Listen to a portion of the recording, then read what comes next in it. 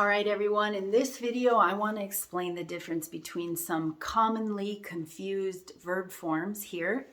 I'm not going to explain the grammar rules. I'm not going to explain when we use these forms. I'm just going to explain the differences between these sentences.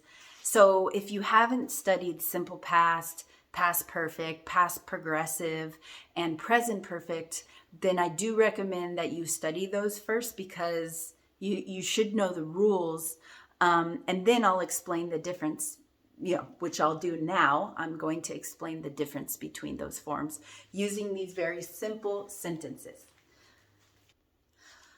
All right, so let's get started. So he ran, he had run, he was running, he has run. Yeah, we're using the same subject and the same verb in every sentence, but we're using a different verb form too. And we use different verb forms for a reason. So here, he ran is simple past. We use the simple past to explain finished time. Some action that happened in the past, finished time. So if I use my chart here with past, present, and future, then here,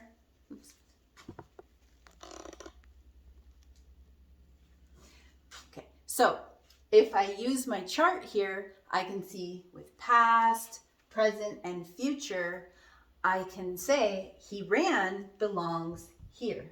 It's finished in the past, finished time. It doesn't matter really right now. It's maybe not that important. The important thing is it's done and it happened in the past. He ran. He had run. He had run.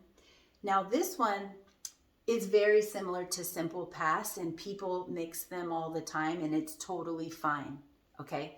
But he had run, just when you use the past perfect, this is the past perfect, you're using it because you want to show and focus more. You want to focus more on the fact that something happened before something else happened in the past. So usually there's like two things that happened in the past, right? So he had run before, he went to work, or he had run before 6 o'clock came, but that's the past perfect, is we want to emphasize that something happened before something else in the past. Okay, even if we don't say the other thing, the point is that something, before, prior time, this happened before that.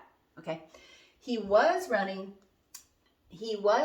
is when we want to focus on the past, an action in the past that was in progress for a temporary amount of time at a specific time, usually. So he was running at, from 6 o'clock to 7 o'clock this morning. He was running that whole hour. He was running. We want to focus really specifically on an action that was in progress for a temporary time in the past. That's when we use this one. He has run.